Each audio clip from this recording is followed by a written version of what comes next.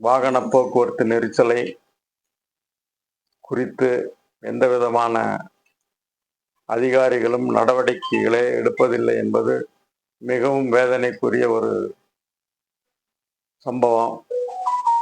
என்னை போன்ற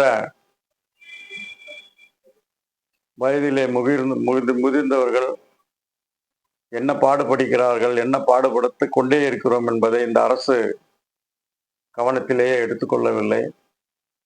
கடந்த 2 மாதமாக பஸ் நிலையத்திற்கு எதிரே உள்ள மேம்பாலத்தில் ஏற்பட்ட விரிசலை இன்னும் சரி செய்வதற்கான ஏற்பாடுகள் நடவடிக்கை எடுக்கப்படவில்லை. உடனடியாக அதற்கான ஆய்வாளர்கள் நகாயிலிருந்து வருவார்கள். உடனடியாக நாங்கள் அதை என்ன என்று செயல்படுத்தி விடுவோம். மரக்கட்டைகளை அடுக்கி ஒரு உடனடியாக போக்குவரத்து ஒழுங்கு செய்வோம் என்று சொன்னவர்கள், அந்த விஞ்ஞானிகள் நடந்து கொண்டே வந்திருந்தால் கூட இத்தனை நேரம் ஓசூருக்கு வந்து சேர்ந்திருக்கலாம். என்ன காரணமோ மத்திய அரசு வேண்டுமென்றே மாநில அரசை பழிவாங்கும் நடவடிக்கையா என்று மக்கள் கேள்விக்குறி எழுகின்ற வண்ணம் இந்த அரசு நடவடிக்கை எடுத்துக்கொண்டிருக்கிறது. இதனால் பாதிக்கப்படுபவர்கள் மக்கள் என்பதை 2 அரசாங்கங்களும் புரிந்து கொள்ள வேண்டும். உடனடியாக எந்த விதமான சீரான நடவடிக்கைகள் எடுக்கப்பட முடியவில்லை என்பதற்கு காவல் அதிகாரிகள், காவல்துறை எண்ணிக்கை மிகவும் குறைவு என்று சொல்லுகிறார்கள். நான் அவர்களை கேட்கிறேன், ஏன் ஆயுதப்படை காவலர்களை இங்கு போட்டு அவசர காலத்திற்காகத்தான் அவர்கள் இருக்கிறார்கள். இது ஒரு அவசரம் அல்லவா? இன்றைக்கு பெங்களூரில் இருந்து சென்னை போபவர்களும், சென்னையிலிருந்து இந்த பக்கம் வருகிற போக்குவரத்து எப்படி ஒரு குறித்த நேரத்தில் வந்து சேர முடியும்?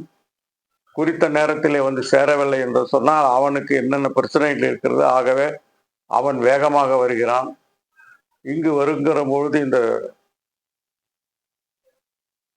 ஆமை போன்ற வேலை நடத்தி கொண்டிருக்கிறதுனால எந்த விதமான பிரச்சனைகள் எல்லாம் ஏற்படும் என்பதை இந்த மாநில அரசு கவனத்திலே கொண்டு நடவடிக்கைகள் எடுப்பதற்கு சீராக நடவடிக்கைகள் எடுக்க வேண்டும். எங்கள் பகுதிக்கு ஒரு அமைச்சர் பொறுப்பு என்று இருக்கிறார்கள்.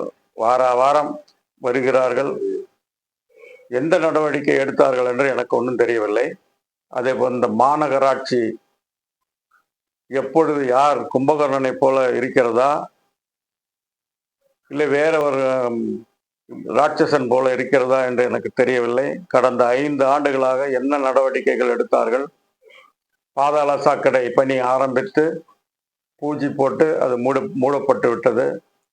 பாகலூர் ரோடு சாலை பழுதடைந்து அதனுடைய பணி 1 மாதத்தில் முடிந்துவிடும் என்று வேகமாக அனைத்து அரசியல் தலைவர்களும் ஆட்சித் தலைவர்களும் சொன்னார்கள். இன்னும் அந்த 1 மாதம் நடக்கவில்லையா, வரவில்லையா என்றும் கேள்விக்குறியாக இருக்கிறது. எந்த பணியையுமே ஒரு பணியை செய்து முடித்த பிறகு அடுத்த பணியை செய்யலாம் என்ற பகுதி இல்லாமல் இது நடக்கிறது. இதைவிட உள்வட்ட சாலை, வெளிவட்ட சாலை, ஓக்கர சாலை, இந்த சாலை, அந்த சாலை, எல்லா சாலைகளுமே முடிவு எந்த இடத்துல வருகிறது என்றால் ஒரே குறுகலான பகுதியிலே வருகிறது.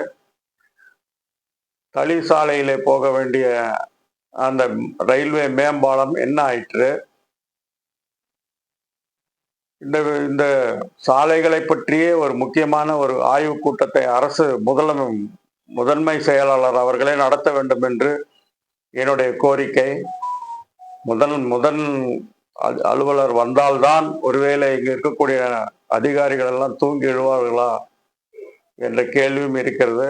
சாதாரண மக்கள் யாரும் பேச முடியாது. அவர்கள் திட்டிக்கொண்டு அரசாங்கத்தை திட்டிக்கொண்டு போய்கொண்டே இருப்பார்கள். இதனுடைய விளைவு என்ன என்பதை அவர்கள்தான், ஆட்சியாளர்கள் தான் புரிந்து கொள்ள வேண்டும். மாநகராட்சியிலே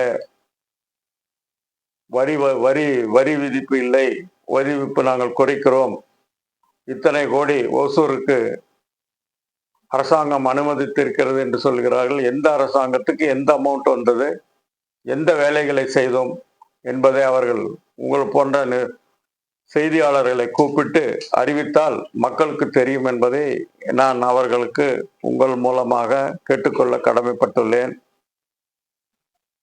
எல்லா விதத்திலுமே ஒரு அதிகாரிகளுடைய நடவடிக்கை எடுக்க வேண்டும் என்பது ஏன் செயல்படுத்தப்படவில்லை என்று எனக்கு தெரியவில்லை. அரசியல்வாதிகள் இருந்தால் கூட அரசியலில் இருக்கக்கூடிய ஒரு நிர்பந்தம், அழுத்தம் இருக்கும். அதிகாரிகளுக்கு என்ன, ஏன் நடவடிக்கை எடுக்கப்படவில்லை?